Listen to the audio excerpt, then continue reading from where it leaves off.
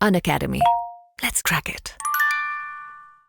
नमस्कार साथियों, Laxmikant book series के इस लेक्चर में आप सभी का स्वागत है। इससे पहले हम भारतीय नागरिकता पढ़ रहे थे। अनुच्छेद 5 से अनुच्छेद 11 के अंतर्गत भारतीय नागरिकता का वर्णन किया गया है। अनुच्छेद 1 से 4 तक भारत और उसके राज्य क्षेत्रों के बारे में बात की गई है। तो जिस कंडीशन से राज्य बनता है उसमें एक उसका क्षेत्र होता है और दूसरी उसकी नागरिकता होती है, यानी कि उसकी जनसंख्या होती है। उसके बाद सरकार आती है, सरकार की संप्रभुता आती है। हम क्षेत्र को देख चुके थे अपने पिछले लेक्चर्स में, और आर्टिकल 5 से 11 में हमने नागरिकता के बारे में विचार किया था कि नागरिकता होती क्या है, कौन किसी देश के नागरिक माने जाएंगे, भारत में कौन कौन से आर्टिकल्स भारत की नागरिकता से संबंधित है, उनमें विशिष्ट आर्टिकल्स पर हमने चर्चा की थी। जैसे अनुच्छेद 5, 6, 7, 8, 9, 10 और 11। उसमें पाकिस्तान से भारत आने वाले नागरिकों के लिए, भारत से पाकिस्तान जाकर वापस आने वाले लोगों के लिए, भारत में रह रहे लोगों के लिए, विदेशों में रह रहे भारतीयों के लिए, अपनी नागरिकता का परित्याग करने वाले व्यक्तियों की पुनर्प्राप्ति नागरिकता उनकी कैसी होगी, इस बात की हमने चर्चा की थी। अब एक विशिष्ट स्थिति पर हमने इसे छोड़ा था। उस दिन हमने बात की थी कि विदेशी भारतीय नागरिकता भी कोई चीज होती है। जब अलग-अलग संशोधन हुए थे भारतीय नागरिकता अधिनियम में, उसमें असम में जो पुनर्वास हो रहा था लोगों का बांग्लादेश से, युद्ध की स्थितियों में जो लोग बाहर से आ रहे थे, एनआरसी को हमने देखा था कि भारत में बाहर जो लोग रह रहे हैं उनके साथ प्रताड़ना हो रही है, रिलीजियस माइनॉरिटीज के साथ, तो उनको शरण देने के लिए भारत ने क्या कानून बनाया था। लेकिन उसके बाद एक कदम आगे बात बढ़ती है कि कुछ ऐसे लोग हैं जो भारत के हैं, लेकिन भारत के बाहर काम करते हैं, अपनी रोजगार करते हैं, लेकिन फिर भारत भी आना चाहते हैं। तो ऐसे लोगों के लिए क्या किया जाए? मान लीजिए कोई व्यक्ति बहुत सालों से बाहर रह रहा है, लेट्स अज्यूम कि 20 सालों से बाहर रह रहा है, लेकिन फिर भी वो अपनी रूट्स नहीं छोड़ना चाहता। वो भारत के साथ जुड़े रहना चाहता है, विदेश में बसना नहीं चाहता, बस काम करना चाहता है, और जब तक काम कर रहा है तब तक के लिए बाहर रहना चाहता है। तो उस स्थिति में क्या होगा? इसके जवाब के लिए विदेशी भारतीय नागरिकता का प्रश्न हमने देखना पड़ेगा। क्या थी ये नागरिकता? किन लोगों को दी गई थी? क्यों दी गई थी? और इसका पूरा विस्तार कितना है, उसको समझेंगे। इससे पहले जैसे हमने देखा ना कि नागरिकता कैसे मिलती है, कैसे छोड़ी जा सकती है, कैसे नागरिकता से वंचित किया जा सकता है आपको। वो सारे जन्म से, वंश से, प्रकृति से किस प्रकार से नागरिकता हमें मिल सकती है और कैसे हम छोड़ सकते हैं। अब बात यहाँ आती है विदेशी भारतीय नागरिकता पर। तो हुआ ये कि सितंबर 2000 में सरकार ने एक कमेटी बनाई। उस कमेटी का नाम, अध्यक्ष थे एलएम सिंघवी, जो इंडियन डायस्पोरा बाहर रह रहा है। डायस्पोरा बोलते हैं जो एक बड़ा ग्रुप अगर कहीं आपका बाहर रह रहा है, that is called a diaspora. तो इंडियन डायस्पोरा जो बाहर रह रहा है, विदेशों में रह रहा है रोजी रोटी के लिए, रोजगार के लिए, और चूंकि देखिए अब इन लोगों को छोड़ा भी नहीं जा सकता, क्योंकि ये लोग वो हैं जो भारत में बहुत ज्यादा रेमिटेंसेस भेजते हैं। इतने रेमिटेंसेस भेजते हैं कि भारत की जीडीपी का एक ठीक ठाक परसेंटेज ये लोग बनाते हैं। तो इनकी आवश्यकता है भारत को, क्योंकि इनकी फैमिलीज भारत में, प्रॉपर्टीज भारत में।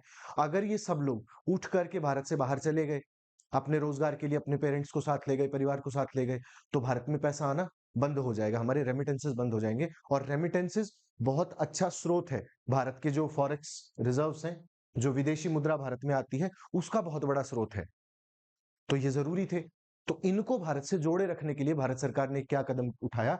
सितंबर 2000 में एलएम सिंघवी की अध्यक्षता में एक हाई लेवल की कमेटी भारत सरकार ने बैठाई, और जो विश्व में पूरे जहां जहां भारतीय रह रहे हैं उनके संबंध में इन्हें कुछ रूल्स एंड रेगुलेशंस बनाने के लिए, उनकी नागरिकता पर विचार करने के लिए प्रश्न इनको दिए गए। और इन्होंने अपनी रिपोर्ट 2002 जनवरी में सौंपी, और इन्होंने क्या कहा कि संशोधन करने पड़ेंगे। किसमें? नागरिकता 1955 में। अब पहले क्या था? पहले थे भारतीय मूल के व्यक्ति, person of Indian origin, PIO. जो व्यक्ति भारत मूल के हैं, वो बाहर रह रहे हैं, उन्हें हम कहते थे persons of Indian origin, PIO इनको कहा जाता था। इनको दोहरी नागरिकता प्रदान करने की अनुशंसा इस कमेटी ने की थी, लेकिन सभी देशों में नहीं, कुछ विशेष कंट्रीज में जहां पर ये लोग मौजूद हैं, उस देश की सरकार भी दोहरी नागरिकता देती है, और वो देश भारत का मित्र राष्ट्र है और कम से कम शत्रु नहीं है, या वहां पर मेजोरिटी लोग भारत के रह रहे हैं, पीआईओज रह रहे हैं, तो उन लोगों को कहा गया कि आप केवल सेलेक्टेड लोगों को दोहरी नागरिकता दे सकते हैं। ऐसे में क्या होगा? ऐसे में वो लोग भारत से जुड़ाव भी महसूस करेंगे, और बाहर उनको दूसरी नागरिकता ग्रहण करने की स्थिति में भी अपनी नागरिकता नहीं छोड़नी होगी, क्योंकि भारत सरकार क्या कहती है, नियम क्या कहते हैं कि कोई भी व्यक्ति दोहरी नागरिकता नहीं ले सकता। हमने पिछले लेक्चर में बात की थी कि या तो आप भारत के नागरिक हैं या आप भारत के नागरिक नहीं हैं, एज सिंपल एज दैट। लेकिन यहां स्थिति उलट हो गई, क्योंकि इन लोगों से हमें लाभ हो रहा था, इनको छोड़ नहीं सकते थे। तो छोड़ा नहीं जा सकता था, तो हमने कहा कि भाई इन लोगों को दो नागरिकताएं दे दो, एक उस देश की जहां काम कर रहे हैं, अगर सरकार देना चाहती है, वहां जाके मान लीजिए किसी ने विवाह कर लिया है, तो बहुत सारी स्थितियां तो ऐसी होती हैं, जब आप किसी विदेशी से शादी कर लेते हैं तो कुछ समय के बाद प्राकृतिक रूप से आपको वहां की नागरिकता मिल जाती है। कई देशों में इंस्टेंटली मिल जाती है ना। जैसे यूरोपियन कई कंट्रीज है, वहां अगर आप किसी वहां की मूल के व्यक्ति से शादी कर लेते हैं तो आपको नागरिकता मिलेगी। तो ये स्थिति थोड़ी सी विकट हुई सरकार के लिए। अब सरकार ने क्या किया?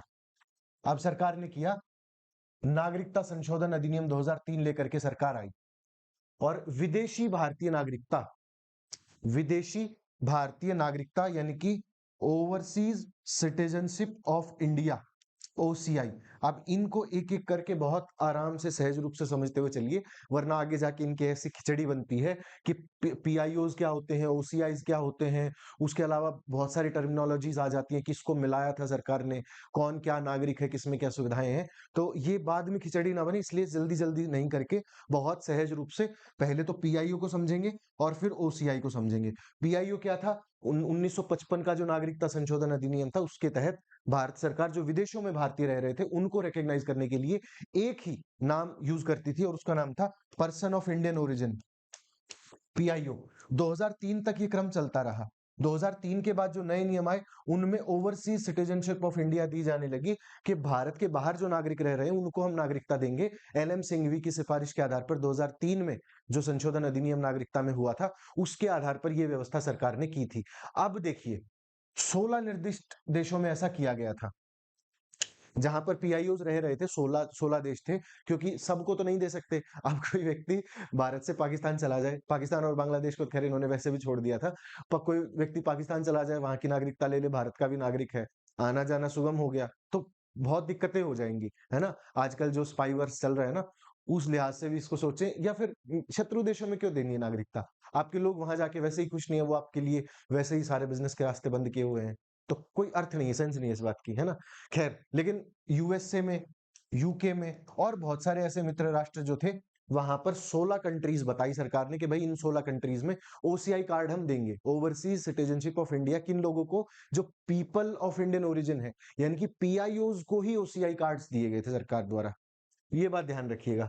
अब पाकिस्तान को और बांग्लादेश को तो इन लोगों ने छोड़ दिया था, ठीक है, और बाकी जितने भी राष्ट्रमंडल से संबंधित जितने भी नियम थे पहले, वो सारे नियम हटा दिए गए थे। क्या नियम थे? उस नियमों में जाने की आवश्यकता नहीं है, that will be very broad. तो आप इतना ही समझ लीजिए कि जो राष्ट्रमंडल से नागरिकता से संबंधित जो नियम थे, वो सारे प्रावधान सरकार ने समाप्त कर दिए। फिर 2005 में क्या किया सरकार ने? एक और संशोधन अधिनियम किया।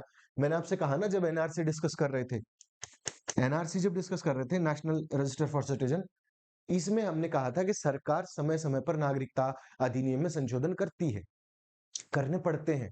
आपको लोगों की जरूरतें देखनी पड़ती हैं कि कौन लोग आपके काम के हैं, कौन लोग नहीं है, किन लोगों को देश के अंदर लेना है, किन लोगों को नहीं लेना है।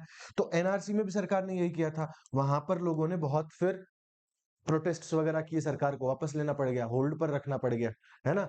तो देखिए, 2003 में किया, और उसके बाद लगातार 2005 में भी संशोधन अधिनियम कर दिया। 2005 में सरकार ने क्या कहा? जो 16 देश जोड़े थे ना 2003 में, उन सभी के लिए लिमिट खत्म कर दी, और सभी भारतीय मूल के व्यक्ति सभी देशों में उनको ओसीआई देना शुरू कर दिया भारत सरकार ने। अब इसमें पाकिस्तान और बांग्लादेश फिर से नहीं है। तो अगर स्टेटमेंट आए प्रीलिम्स में, अगर ये स्टेटमेंट पूछे कि भाई भारत ओसीआई कार्ड सभी देशों को देता है, तो ये होगा असत्य कथन। क्यों? क्योंकि पाकिस्तान और बांग्लादेश को छोड़ता है। क्यों छोड़ता है? उसके मुख्तलिफ कारण हैं। एक तो मित्र राष्ट्र नहीं है पाकिस्तान के साथ, तो हमारे वैसे ही ट्रेड टाइज बहुत खराब है। पाकिस्तान एज अ कंट्री, क्या उसकी छवि है वो साफ है। तो वहां कितने ही भारतीय होंगे, और होंगे तो वो वहां किन हालातों में होंगे, वहां वैसा ट्रीटमेंट है या नहीं है उनको जैसा दूसरे देशों में है, तो इन लोगों के लिए नहीं है। साथ ही बांग्लादेश, बांग्लादेश पूर्व पाकिस्तान है। अब टाइज अच्छे हो रहे हैं, हो सकता है कि धीरे धीरे स्थितियां सुधर जाएं, लेकिन अभी फिलहाल इन दोनों देशों के लिए नहीं है। एक कंडीशन और सरकार ने ऐड करी कि आपको ड्यूअल सिटीजनशिप या दोहरी नागरिकता केवल उसी स्थिति में दी जा सकती है अगर वहां का देश भी दोहरी नागरिकता को अलाउ करता है। फॉर एग्जाम्पल, जैसे यूएसए है, यूएसए में मैंने आपसे कहा कि वहां की जो स्टेट्स है, टेक्सास है, कैलिफोर्निया है, न्यूयॉर्क वगैरह, जो छोटे छोटे ये जो है, इनमें क्या होता है कि आपको ड्यूअल सिटीजनशिप मिलती है। स्टेट की भी मिलेगी, जो यूनियन ऑफ स्टेट्स है ना, अलग अलग राज्य है ना, यूनाइटेड स्टेट्स ऑफ, समझ रहे हैं ना, छोटे छोटे राज्यों का ही समूह है। तो दोनों आपको सिटीजनशिप मिलती है, राज्य भी देता है और स्टेट गवर्नमेंट भी देती है, यानी कि छोटा भी और बड़ा भी, दोनों नागरिकताएं आपको मिलती है। तो यूएसए में भारत को ओसीआई मिल सकती है, ओसीआई कार्ड दिया जा सकता है, ओवरसीज सिटीजनशिप ऑफ इंडिया। और पीआईओ तो वो पहले से है ही। तो अब ये दोनों स्कीम चल रही थी सरकार में, लोगों में बहुत भ्रम की स्थिति पैदा हुई कि ये क्या है और दोनों कार्ड में क्या क्या आपको सुविधाएं मिलती हैं, क्या क्या आपके राइट्स वगैरह हैं, वो बातें बाद में होने लगी। फिर सरकार ने क्या किया, जब इतना हो गया कि भाई लोगों को समझ आना बंद हो गया कि भाई 1955 के अनुसार तो हम पीआईओज हैं, पर्सन ऑफ इंडियन ओरिजिन है, हमें ओसीआई कार्ड भी मिला हुआ है, दोनों सिटीजनशिप मिली हुई है, तो लोगों को अपने हक हुकूक समझ में आना बंद हो गए। तो सरकार ने 2015 में एक नियम लाया कि ये दोनों जो कार्ड्स है ना, इनको मिला देते हैं, पीआईओ और ओसीआई, इनको मिला के हम भारतीय विदेशी नागरिकता card holder, overseas citizen of India card holder, OCIC, इस नाम से सरकार ने एक नई स्कीम चलाई और ओसीआई कार्ड स्कीम को और पीआईओ कार्ड स्कीम को दोनों को मिला दिया। तो जो ओसीआईसी है वो क्रक्स है, वो अंतिम परिणति है, इसको ऐसे समझेंगे। आई होप ये क्लियर हुआ कि क्यों ओसीआई लाया गया, पीआईओ क्यों लाया गया, नागरिकता क्यों दी गई, सरकार को क्या लाभ है, सरकार को क्या मिल रहा है ये सब करने से, है ना। तो ये जरूरी था।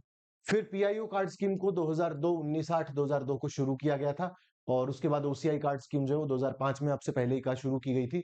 दोनों साथ साथ चल रही थी। ओसीआई ज्यादा फेमस थी, क्यों? क्योंकि ड्यूअल सिटीजनशिप है, पहले तो आपको कम लाभ मिलते थे, अब आप दोनों के सिटीजन हैं, तो आप आ जा सकते हैं जब मन आपका करे, आपके बच्चे आ जा सकते हैं, आपके बच्चों को ओसीआई कार्ड मिला हुआ है, आप वोट कर सकते हैं, आप भारत में कभी भी आ सकते हैं, आपकी प्रॉपर्टी रख सकते हैं, बाकी सारी सुविधाएं जो एक सिटीजन को मिलती है, आपके पास मूल अधिकार है, आप भारत में बेसिकली एक एक सिटीजन है भारत के, जो एक सिटीजन को अधिकार मिलते हैं वो सारे आपको मिले हुए हैं, प्लस आपको बाहर की नागरिकता भी मिली हुई है, तो आपके लिए तो अच्छा ही है ना। तो ये स्कीम ज्यादा लोकप्रिय हो गई थी। अब सरकार ने आवेदन जब मांगते थे तो कई बार भ्रम हो जाता था कि कौन सी नागरिकता लेना चाह रहे हैं, कौन सा कार्ड लेना चाह रहे हैं, कौन सी बेनिफिट्स आप लेना चाह रहे हैं, लोग भी पशुपेश में थे। तो सरकार ने क्या किया कि 2015 में नागरिकता संशोधन अधिनियम लाया। अभी देखिए 2002 में किया, 2003 में किया, 2005 में किया, 2015 में किया। भाई पिछले 13 साल में 4 संशोधन हो गए थे और एनआरसी को मना किया, ये समझ से बाहर।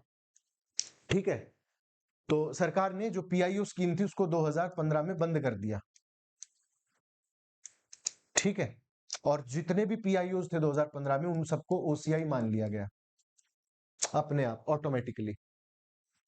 ठीक है, तो पीआईओ स्कीम अब बंद हो चुकी है। पीआईओ कहीं भी दिखे तो उस पर क्रॉस मार देना है, पीआईओ से कोई लगाव नहीं है, कोई लेना देना नहीं है, पीआईओ खत्म हो चुकी है। 2015 में ही सरकार इसको खत्म कर चुकी है, और अब सारे जो पीआईओ थे वो ओसीआई कार्ड होल्डर्स थे, ओसीआईसी। एक ही स्कीम है, सिंगल स्कीम है। आई होप कोई इसमें द्वंद्व की स्थिति नहीं है, सब क्लियर होगा। ठीक है,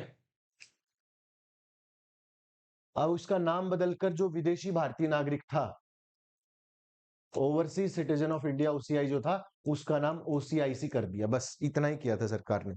अब उसमें कुछ नियम है कि भाई इनको सुविधाएं क्या है, बन मिलता कैसे है, रद्द कैसे हो सकता है, क्या इसके प्रावधान है, वंचन कैसे हो सकता है। उसमें भी वही स्थितियां जो भारतीय नागरिक के साथ थी। जैसे भारतीय नागरिक को ये कह सकता था कि नागरिक होने के आधार पर मेरे ये अधिकार है, मैं ये चाहता हूं, और उसके अलावा उसको रद्द भी किया जा सकता है सरकार के द्वारा। तो वही सारे नियम एज इट इज इसमें है, वही आपको देखना है बस। निलंबन कैसे हो सकता है, जा ये जो कार्ड है खत्म कैसे हो सकता है। ठीक है, तो पंजीकृत तो हो गए, पंजीकृत हो गए, लेकिन खत्म भी तो कर सकती है ना सरकार जब मन चाहे, या कुछ गलती हो उससे, तो ये प्रावधान कर दिए सरकार ने। ठीक है, पहला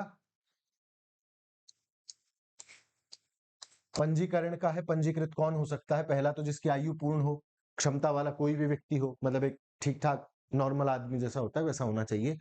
ठीक है, अन्य देश का नागरिक है, भारतीय संविधान लागू होने के समय अथवा उसके बाद भारत का नागरिक था। समझ रहे हैं? जब भारत आजाद हुआ उसके बाद वो व्यक्ति भारत का नागरिक था, तो उसको ये वाला जो ओसीआई कार्ड है, ओसीआईसी, ये दिया जा सकता है। अब आप कहेंगे कि उसके बच्चे बाहर पैदा हो गए, तो बच्चे बाहर पैदा हो गए, बट कंडीशन यही थी ना, हमने दिया था कि बालिग होने पर भारतीय नागरिकता ग्रहण कर सकते हैं, ये वही है, तो उनको ओसीआई कार्ड मिल जाते हैं उसके बाद में, है ना। ठीक है, किसी दूसरे देश का नागरिक है, पहला तो कोई व्यक्ति क्षमता वाला होना चाहिए, दूसरा कि कोई व्यक्ति जो भारत के आजाद होने के बाद भारत में था, उसको ये कार्ड मिल सकता है। उसके बाद किसको मिल सकता है, किसी अन्य देश का नागरिक है लेकिन संविधान लागू होने के समय भारत का नागरिक होने के लिए अर्ह था, भाई सिटीजन नहीं था लेकिन सिटीजन हो सकता था। मान लो कोई 47 में चला गया, उसके दादा दादी भारत से थे, तो वो भारत का नागरिक हो सकता था, लेकिन हुआ नहीं, तो ऐसे व्यक्ति को भी ओसीआईसी कार्ड मिल सकता है, सिंपल। ठीक है, अब दूसरे देश का नागरिक है लेकिन भूभाग से संबंध रखता है, जो 15 अगस्त 1947 के समय भारत का हो गया, उसको मिल सकता है। बस भारत से जुड़ाव होना चाहिए। तो स्टेटमेंट जब आए ना, घबराना नहीं, आ सकती है स्टेटमेंट, जब भी आए तो बस ये देखना कि भारत का नागरिक होने की अर्हता उसमें है या नहीं, आपको सारी चीजें क्लियर हो जाएंगी। ठीक है, और किसको मिल सकता है कार्ड, जो ऐसे किसी नागरिक का पुत्र या पुत्री, पौत्री या परपोत्री हो जो भारत का नागरिक था। भाई भारत का कोई नागरिक है, बाहर चला गया, उसका पोता है, पड़पोता है, पुत्री है, पड़पोती है, उन सबको भी मिल सकता है ये। ठीक है, उसके अलावा किसको कर सकते हैं, कोई व्यक्ति जो इन सब में से किसी का बच्चा हो, या जो कि नाबालिग हो, जिसके माता पिता भारत के नागरिक थे या हो सकते थे, उनको भी, उनके बच्चों को भी दे दिया जाएगा, जो 18 साल हो जाएंगे ना, फिर उनको दे दिया जाएगा।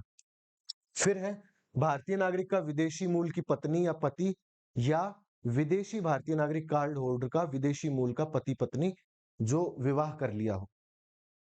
कोई व्यक्ति भारत का है, इसको ऐसे समझ लेते हैं ना, कोई व्यक्ति भारत का है, बाहर जाके शादी कर ली, तो शादी कर ली तो पत्नी तो है नहीं, अब नागरिकता तो मिलेगी नहीं, लेकिन उसको ओसीआईसी कार्ड मिल जाएगा, उसकी पत्नी को भी, बच्चों को भी, सबको ओसीआईसी कार्ड मिल जाएगा, है ना। लेकिन इसके लिए शर्त है, आवेदन प्रस्तुत जब आप करें उससे पहले कम से कम 2 वर्ष तक आपका संबंध होना चाहिए। ये नहीं कि भाई आज शादी हुई कल आपको कार्ड मिल जाएगा, परसों आप छोड़ के चले गए, कार्ड आपके पास ही है ना, तो ऐसा नहीं होना चाहिए। 2 साल कम से कम आप उसके साथ रहें, किसी व्यक्ति के साथ, तब आपको ओसीआईसी कार्ड मिल जाएगा। ठीक है, या कोई भी व्यक्ति जो अपने या अपने माता पिता में से, या दादा दादी या परदादा परदादी में से, अगर पाकिस्तान, बांग्लादेश या किसी अन्य ऐसे देश से जो उल्लिखित है, वो इस निबंधन के लिए अर्ह नहीं होगा, यानी कि पाकिस्तान और बांग्लादेश को इसमें से हटा दिया गया है। सिंपल है भाई, आप पाकिस्तान गए, आप भारत गए, इन दोनों देशों में अगर चले गए ना, तो ना तो आपको ओसीआईसी कार्ड मिलेगा, ना आपके बच्चे बच्चियों को मिलेगा, आपकी पत्नी को मिलेगा, आपके किसी को नहीं मिलेगा। पाकिस्तान और बांग्लादेश पे सीधा क्रॉस मारा है भारत सरकार ने, नहीं देने वाले उसको। उसके बाद कौन व्यक्ति है जिसको नहीं दिया जाएगा, है ना, ये पीछे हम यही कर रहे थे ना, पीछे तो हमने ये देखा था कि किन व्यक्तियों को दिया जाएगा, अब हम ये देखेंगे कि किन व्यक्तियों को नहीं दिया जाएगा। उसके बाद है भारत सरकार उस आंकड़े को उल्लिखित कर सकता है जिसमें से सूचीबद्ध भारतीय मूल के कार्ड धारक व्यक्तियों को विदेशी भारतीय नागरिक कार्ड होल्डर मान लिया जाए। कहने का अर्थ है कि भारत सरकार जिसको चाहे माने, जिसको चाहे ना माने। ये तो टर्मिनोलॉजीज हैं, ऐसा तो लिखा हुआ है, लिखे होने पे मत जाइए। सरकार कहना क्या चाहती है, जब आप पढ़ते हैं ना, कानून ये नहीं होता कि क्या है, कानून ये है कि क्या नहीं है। ठीक है, जैसे क्योंकि विदेशी है, विदेशियों की परिभाषाएं ऐसी होती हैं। आप किसी से पूछे कि भाई स्वास्थ्य क्या है, तो वो कहेंगे रोग का ना होना स्वास्थ्य है। ये परिभाषा नहीं हो सकती, निषेधात्मक परिभाषा हो ही नहीं सकती। तो ये जो परिभाषाएं देते हैं ना कि किस व्यक्ति को दिया जाएगा, तो ये लिखते हैं कि किस व्यक्ति को नहीं दिया जाएगा, बाकी जो बच गए सबको मिलेगा। परिभाषा थोड़ी सी उल्टी है, लेकिन समझना पड़ेगा कि किन व्यक्तियों को नहीं दिया जा रहा। तो जिसको चाहे दे सकती है, यहाँ दूसरे पॉइंट में तो यही कहना चाह रहे हैं। फिर आगे है, कोई बात पहले, मतलब अगर है केंद्र सरकार अगर संतुष्ट है और कोई विशेष परिस्थिति बन रही है, तो भारत सरकार किसी विदेशी कार्ड होल्डर को भी निबंधित कर सकती है इसमें। ठीक है, अधिकार क्या क्या मिलेंगे इनको? भाई नागरिकता मिल गई, कानूनी अधिकार भी मिलेंगे उसके साथ में। तो कौन से अधिकार हैं जो इन लोगों को मिलते हैं? पहला, हर वो अधिकार मिलेगा जो केंद्र सरकार देना चाहे। भाई आज कोई अधिकार इनको नहीं मिला हुआ है, कल को केंद्र सरकार कहे कि जी फला अधिकार इनको देना चाहते हैं, तो सरकार जो चाहे अधिकार दे सकती है। पहला पॉइंट तो यही है। ठीक है, बस एक नियम बना देंगे, अधिकार मिल जाएंगे। उसके बाद जो उस वक्त नियम थे वो लिखे हैं इन्होंने। पहला नियम कौन सा है? सार्वजनिक रोजगार के मामले में अवसर की संभावना का अधिकार नहीं होगा। ठीक है, सार्वजनिक रोजगार क्या होता है? यूपीएससी में नहीं जा पाएंगे, एसएससी में नहीं जा पाएंगे, बेसिकली सरकारी नौकरी में नहीं जा पाएंगे। भारत में सरकारी नौकरी नहीं मिल सकती आपको। कहीं ये चाहें कि भाई विदेश में बैठे हैं, पढ़ लेते हैं थोड़ा सा और बाहर से तैयारी करके आएंगे और इधर सरकारी नौकरी में लग जाएंगे, नहीं हो सकता। क्यों? आपको बाहर भेज रखा है या आप बाहर गए हुए हैं और भारत आपसे जुड़ना चाहता है क्योंकि आपके रेमिटेंसेस चाहिए, आपसे आर्थिक हित चाहिए, आपका नाम चाहिए, आपकी शक्ति चाहिए, आपकी ताकत चाहिए, संख्या बल चाहिए।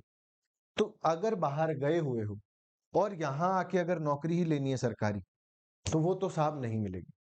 सिंपल। और कुछ देखिए, बाहर जाके कुछ भी करिए, यहां नहीं मिलेगी। फिर है, राष्ट्रपति नहीं चुने जा सकते आप।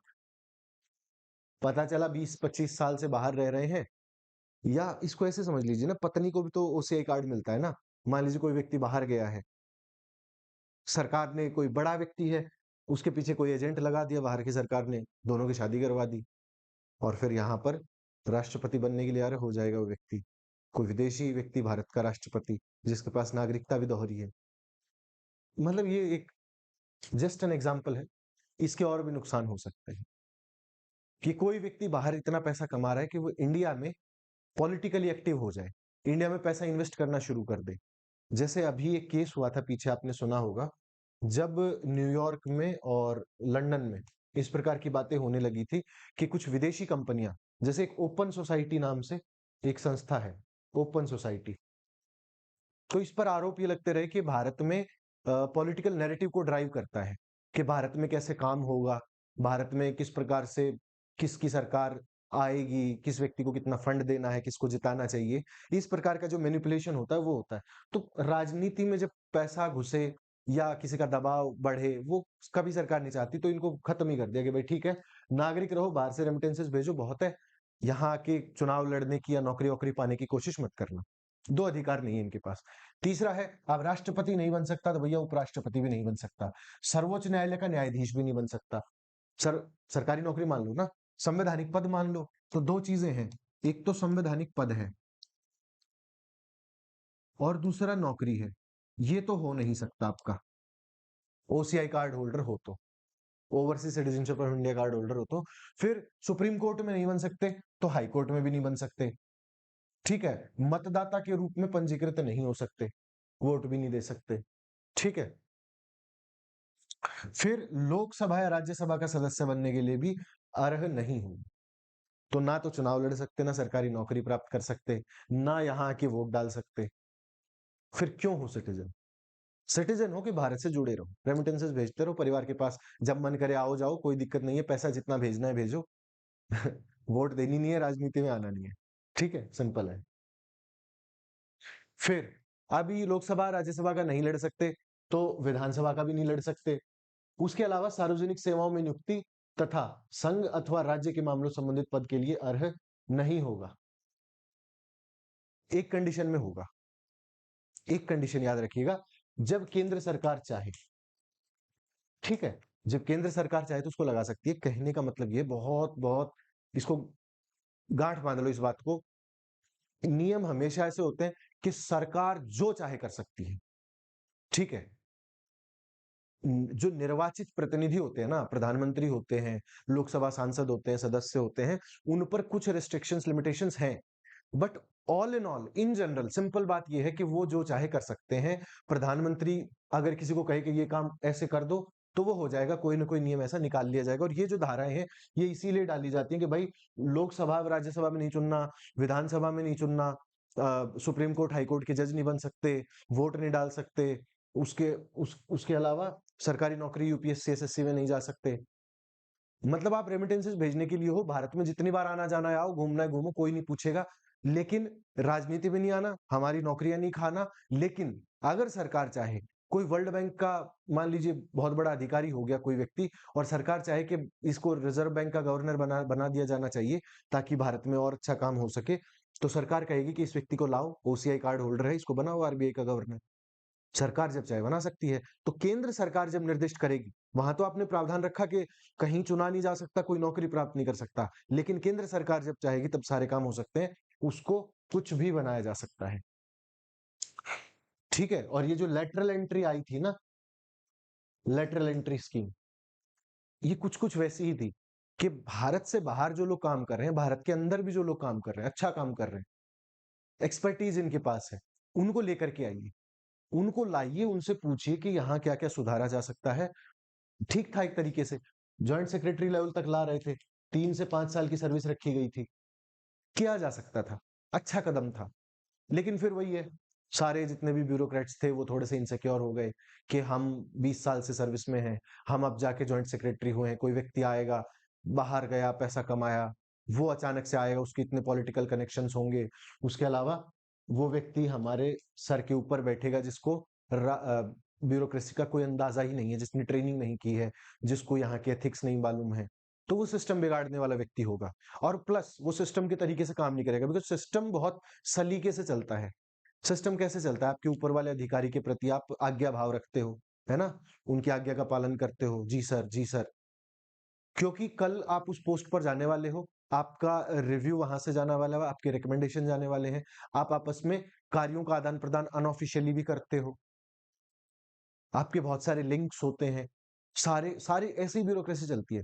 तो ये जब नहीं, ये कोई व्यक्ति आ जाएगा जो सेक्रेटरी लेवल पर 3 से 5 साल की सर्विस के लिए, जो व्यक्ति 15-20 साल बाहर काम करके आया है, बहुत पैसा कमाया है, बहुत, जिसको मतलब नहीं है आपके सरकारी तंत्र से, वो व्यक्ति वो काम करेगा जो उसके मन में आएगा, कॉर्पोरेट बना देगा ब्यूरोक्रेसी को बेसिकली। और ये कॉर्पोरेट नहीं है, सरकारी नौकरी है, तो इसमें पदानुक्रम बहुत मैटर करता है, और जो सीनियोरिटी है वो बहुत मैटर करती है। अब इनका अहंकार तुष्ट करने के लिए सरकार ने फिर इसको अपने कदम वापस लिए। कदम अच्छा था, इसका समर्थन होना चाहिए था, लिमिटेड होना चाहिए था। मान लीजिए आप 80 आईएएस ऑफिसर हर साल भर्ती करते हो, आपने अगर 5 से 10, मान लीजिए 10 भी अगर ज्वाइंट सेक्रेटरी 3 साल के लिए भर्ती कर लिए, यहाँ तो सीटें कम नहीं होने वाली, यहाँ तो कम नहीं होंगी, ऑलरेडी आपके ऑफिसर्स कम है। तो ये वाला टैलेंट पूल आपको मिले ग्राउंड से, ये वाला टैलेंट पूल मिले आपको एक्सपर्टीज से, इसमें कोई कोई बुरी बात नहीं थी, इसमें अच्छा था, लेकिन अब ये नहीं हो पाया, खैर कोई बात नहीं। तो कहने का मतलब ये है कि सरकार, केंद्र सरकार जिसको चाहे उसको बना सकती है, उसको लेकर के आ सकती है।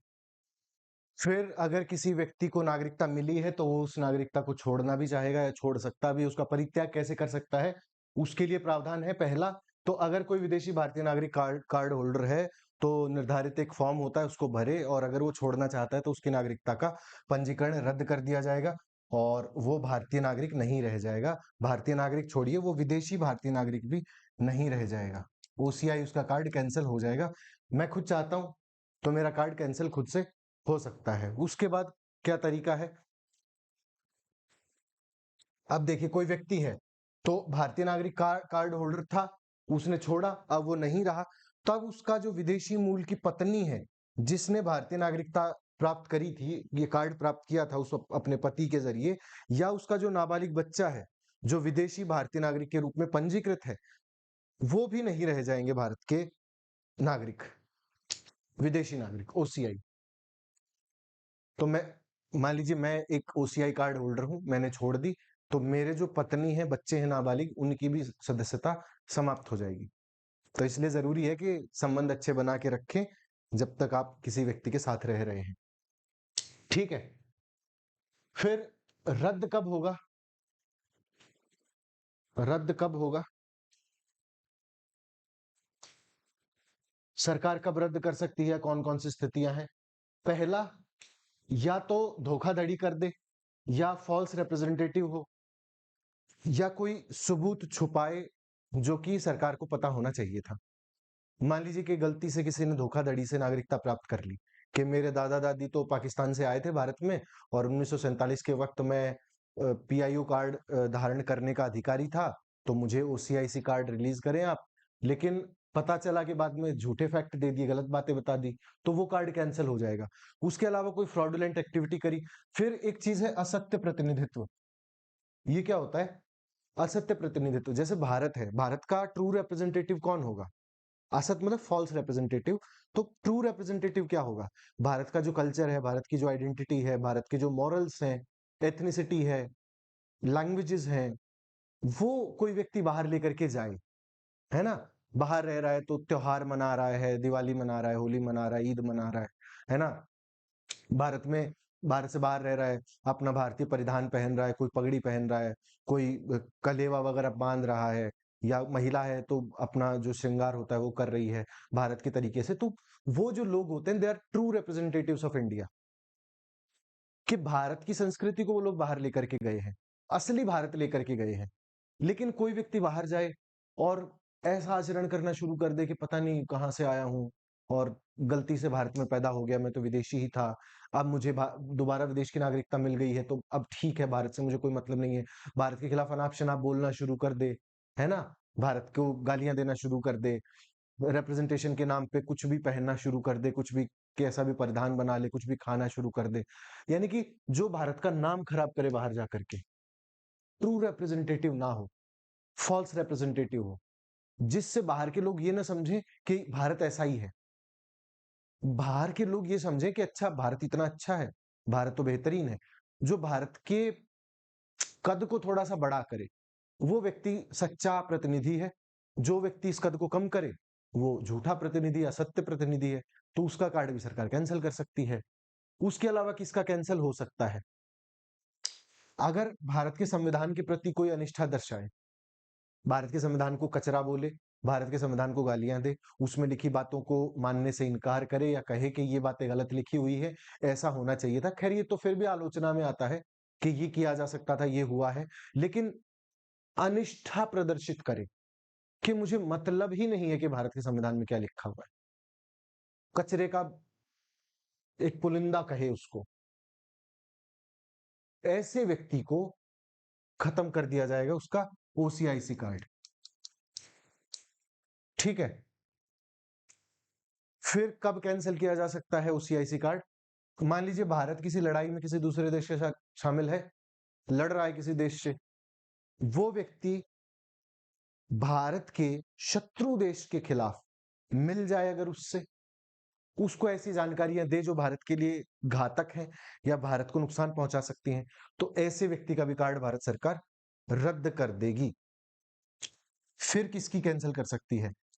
फिर ऐसा व्यक्ति जो कार्ड होल्डिंग के लिए अगर उसने पंजीकरण किया है और 5 वर्षों के अंदर-अंदर अगर उसको कम से कम 2 साल की सजा हो जाए, तो वो व्यक्ति जिसको सजा ही हो गई, उसको काहे की ओसीआईसी कार्ड मिलना चाहिए, है ना? तो लेजिटिमेट है बेसिकली। इसमें से हम ट्रैश को हटा रहे हैं, कानून बनाए जाते हैं क्योंकि ट्रैश हट जाता है। ऐसी चीजें बचती हैं जो पाक होती है, जो अच्छी होती है, जो नॉर्मल होती है, जो सरकार के तरीके से लाने वाली होती है, उन सब के लिए है। फिर कौन सा? भारत की अखंडता, सुरक्षा और एकता को अगर नुकसान पहुंचाता है, तो उसका भी कैंसिल कर दिया जाएगा। ठीक है? फिर विकास कैसे होता है इसका? कार्ड होल्डिंग होल्डिंग का विकास कैसे हो सकता है? अगर किसी सक्षम न्यायालय द्वारा या अन्य द्वारा भंग कर दिया गया हो, तो ऑटोमेटिकली कैंसिल हो जाएगा। फिर अगर भंग नहीं किया है, तो ऐसे विवाह में बने रहते ही उसने किसी और के साथ विवाह कर लिया हो। ठीक है? विवाह के केस में अगर मान लीजिए विवाह कैंसिल हो गया है और आपको उस विवाह से कार्ड मिला हुआ है, तो जब वो विवाह कैंसिल होगा, तो आपका कार्ड भी कैंसिल होगा। ठीक है? ये प्रावधान है। आप समझे कि परित्याग कैसे हो सकता है, सरकार कैसे छुड़वा सकती है, मिलता कैसे है, होता क्या है, कितने प्रकार का होता है, क्यों आया था? यही प्रश्न थे बस। ठीक? अब ये कुछ अनुच्छेद हैं इनको देख लेते हैं। ये तो हमने पहले भी देखे थे, एक बार रिवीजन सरीखा हो जाएगा क्योंकि हम चैप्टर के अंत में हैं। तो आर्टिकल 1 से 4 हमने देखा था राज्य और उसके क्षेत्र, उसके बाद आर्टिकल 5 से 11 हमने देखा था नागरिकता। इसके बाद का जो चैप्टर होगा वो होगा मूल अधिकार, या उनको कहें कि मौलिक अधिकार। उससे पहले हमने प्रस्तावना देखी थी और उससे पहले हमने संविधान का निर्माण देखा था, और उससे पहले हमने जो एक्ट्स लागू हुए थे जिनसे विकास यात्रा शुरू हुई थी भारत के संविधान की, वो देखा था। तो ये पूरा सर्कल हम पूरा करेंगे, संविधान के अंत तक जाएंगे। तो विकास यात्रा से एक्ट, एक्ट से संविधान का निर्माण, प्रस्तावना, क्षेत्र, नागरिकता और मूल अधिकार पर अगले चैप्टर में, अगले लेक्चर में आएंगे। शुरू कर देंगे आज थोड़ा सा, आपको बिगिनिंग में छोड़ करके जाएंगे, फिर अगले जो लेक्चर होगा उसमें समझने के प्रयास करेंगे मौलिक अधिकार क्या है, क्यों है, कैसे हैं, क्यों दिए जाते हैं, एक एक करके उनको डिसइंटीग्रेट करने का भी कोशिश करेंगे। तो 1 से 4 तो क्षेत्र है, नाम क्या होगा, कौन सी टेरिटरी भारत की होगी, बाउंड्री वगैरह ये सब निर्दिष्ट उसमें क्या था। 1 से 4 आप पढ़ चुके हैं। 5 से 11 पढ़े, तो उसमें अनुच्छेद में विषय वस्तु क्या है। तो 5 में तो वो है कि संविधान जब लागू हुआ उस वक्त भारत का नागरिक कौन है, अनुच्छेद 5। 6 में क्या है, 6 में वो लोग हैं, देखिए ऐसे समझ लीजिए ना इसको, इस पे बना लीजिए गोला। गोला मतलब गोले के अंदर जो लोग हैं उनकी नागरिकता, ठीक है। इसमें बना लीजिए अंदर आने का निशान, कि जो लोग पाकिस्तान से भारत आए हैं, ठीक है, उनका क्या होगा, ठीक है। फिर वो व्यक्ति जो भारत से बाहर चले गए, आर्टिकल 7। फिर आर्टिकल 8 आइए, भारत मूल के वो लोग जो नागरिकता के अधिकार, जो मतलब जिनका भारत से बाहर विकास हो रहा है, तो वो व्यक्ति हो गए। फिर आर्टिकल 9, जो स्वेच्छा से राज्यों की नागरिकता ले रहे थे बाहर के राज्यों की, तो उन्हें नागरिकता नहीं मिल सकती, सरकार ने बोला कि नहीं मिल सकती, ठीक है। पहला, भारत में रह रहे, दूसरा बाहर से आए, तीसरा बाहर जा चुके लेकिन वापस आने वाले व्यक्तियों के लिए, और ये जो भारत से स्वेच्छा से छोड़ चुके हैं उनका। आर्टिकल 10 नागरिकता की निरंतरता की बात करता है, कंटिन्यूटी, के दोहरी नागरिकता नहीं मिलेगी आपको, एक ही मिलेगी। और आर्टिकल 11 कहता है कि आपको संसद द्वारा जो कानून बनाया जाएगा उसमें उसकी संप्रभुता होगी, संसद द्वारा बनाया गया कानून सर्वोपरि होगा। वो जो बात बताएंगे नागरिकता अधिनियम कानून को लेकर के, वही डिसीजन फाइनल होगा। ये बातें की गई हैं इसमें, ठीक है। फिर इसमें एनआरआईज हैं, एनआरआईज कौन होते हैं, ओसीआईज क्या होते हैं, पीआईओज क्या होते हैं। आई होप आपको ये वाला बाइफरकेशन बहुत अच्छे से समझ में आ चुका है, बट स्टिल एक बार फिर से समझ लेते हैं, ठीक है। देखिए क्या है इसमें, पहला तो है एनआरआई, अप्रवासी भारतीय, अप्रवासी भारतीय, पर्सन ऑफ इंडियन ओरिजिन और ओसीआई कार्ड होल्डर। कौन है पहले तो, एनआरआई कौन होते हैं।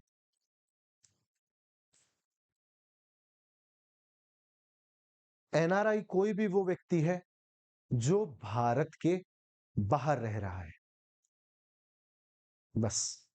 हर वो व्यक्ति जो भारत के बाहर रह रहा है वो एनआरआई है। फिर पीआईओ कौन है,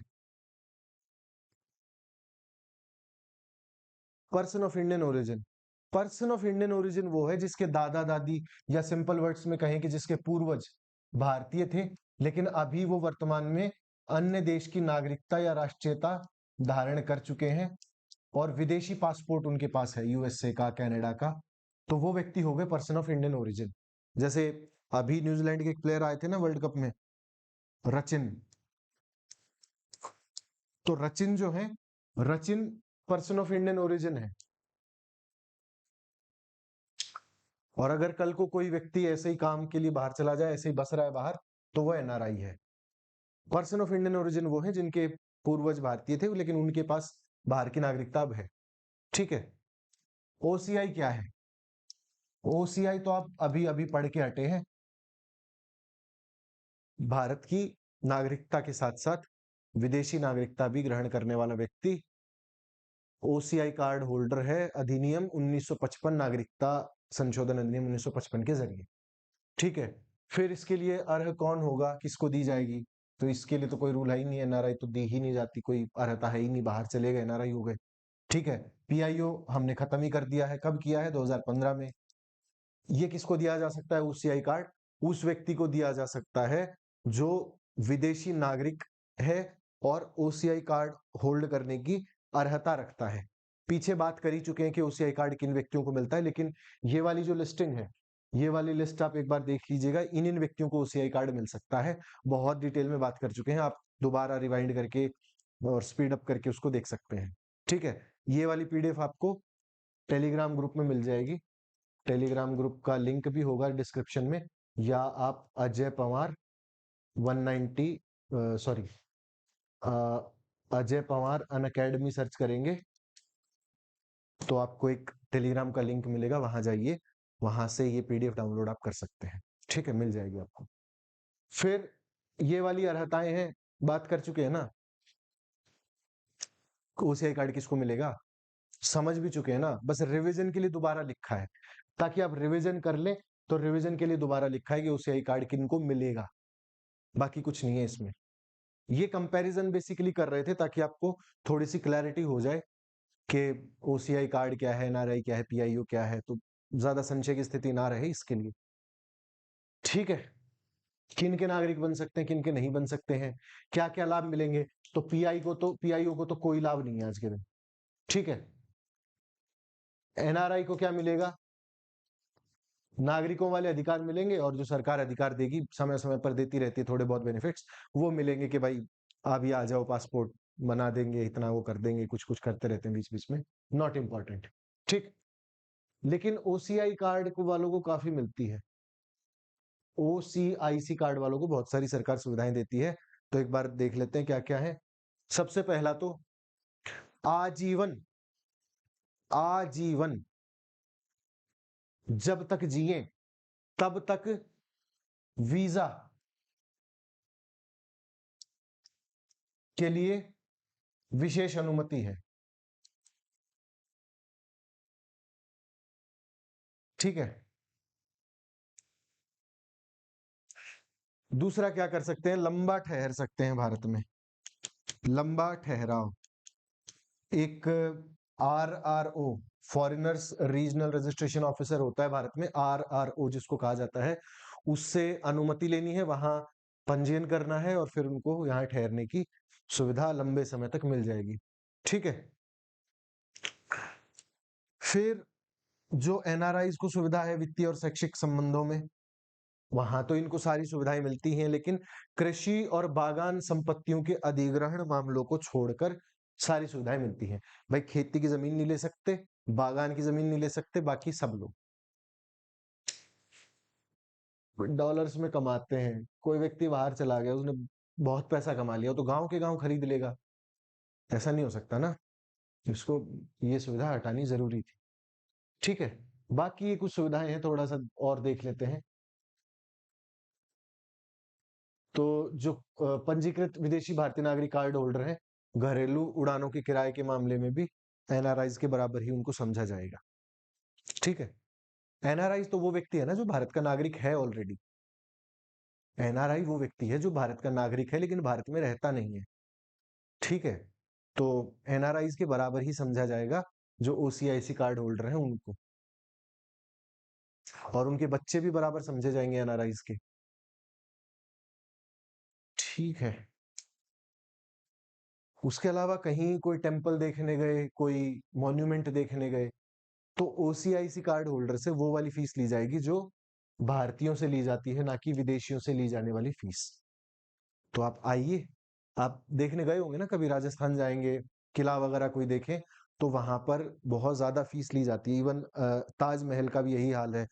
जो भारतीय हैं उनसे मान लीजिए अगर 100 रुपया ले रहे हैं, तो उनसे 1500, 2000, 2500 ऐसा रुपया लिया जाता है डॉलर्स में ना। बहुत वेरिएशन है। तो भाई है तो भारतीय ही, वो ये समझेंगे कि भारतीय हैं, बाहर चले गए, पैसा खर्च नहीं करना चाहते भारतीय, तो पैसा खर्च करवाएंगे तो ये लोग आना बंद कर देंगे, है ना। तो पैसा खर्च नहीं करवाते इनका। ठीक है, फिर जो एनआरआईज हैं उनके संबंध में है कि वो क्या क्या हो सकते हैं, किन किन व्यक्तियों को छूट मिलेगी, उसकी सूची यहाँ पर दी गई है। ठीक है, फिर all India pre medical test PMT जिसको पहले कहते थे, अभी नीट वगैरह शायद इसको कहते हैं, तो उसमें पार्टिसिपेट करने की आजादी इनको है। ठीक है, सरकारी सेवाओं में कोई सुनिश्चितता नहीं है, सरकारी सेवाओं में कोई प्रवेश इन लोगों को नहीं दिया जाएगा। क्यों? क्योंकि अगर ये लोग आएंगे तो सारी जितनी भी सेवाएं हैं उसमें ज्यादातर इनका बोलबाला होगा। फिर क्या है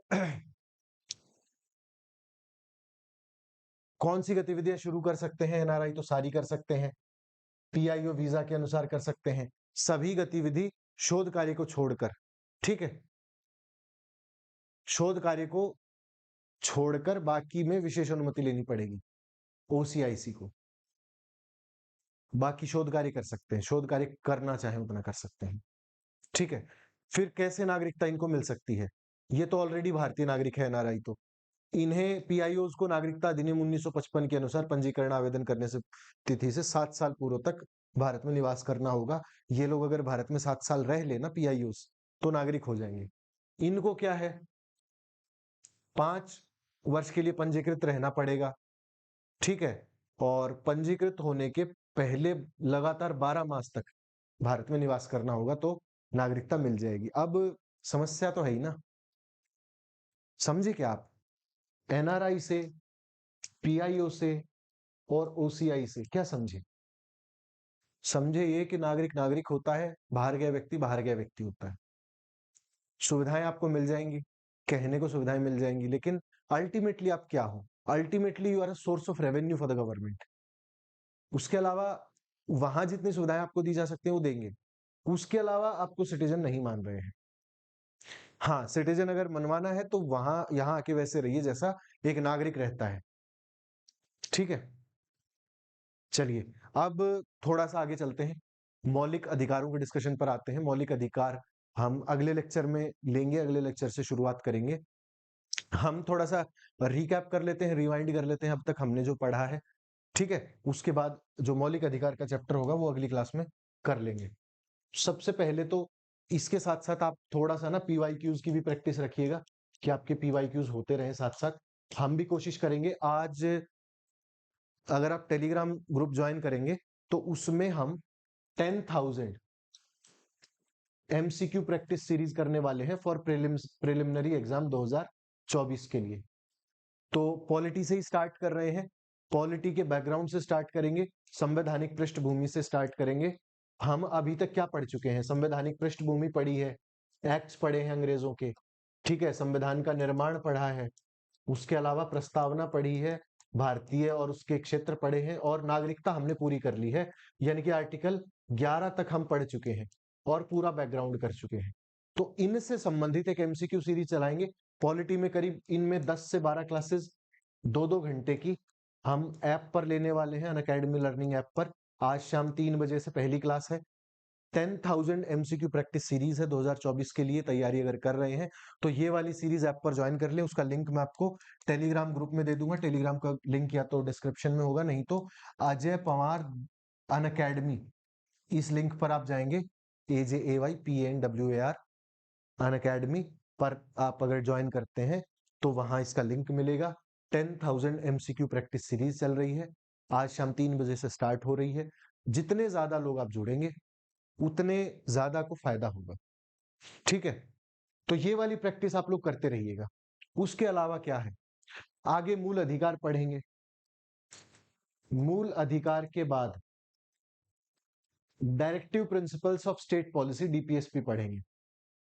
ये काम करने वाले हैं। अगली क्लास में मौलिक अधिकार आपका शायद पूरा नहीं होगा, 2 या 3 लेक्चर्स आपको मूल अधिकारों में लगेंगे। बहुत इंपॉर्टेंट चैप्टर है, बहुत सवाल आते हैं। एमसीक्यूज अगर करने हैं तो यहां आ जाइएगा, ऐप पर आ जाइएगा, वहां क्लास करेंगे, वहां आप इसे देख सकते हैं, और आगामी जो आपका प्रीलिम्स है उसके लिए आप और ज्यादा तैयार हो सकते हैं। ठीक है, तो थैंक यू सो मच। आज इतनी ही बात करने वाले थे, मूल अधिकारों पर आपको छोड़ करके जाते हैं अगली क्लास के लिए। थोड़ा सा रिकैप कर लीजिएगा, रिवाइंड कर लीजिएगा, टेलीग्राम से पीडीएफ डाउनलोड कर लीजिएगा, पढ़ लीजिएगा इसको। अगर बुक है तो ठीक है, वरना यहाँ से आपका रिविजन सरीखा इनको लिया कीजिए। ठीक है, चलिए, थैंक यू सो मच, बहुत बहुत धन्यवाद।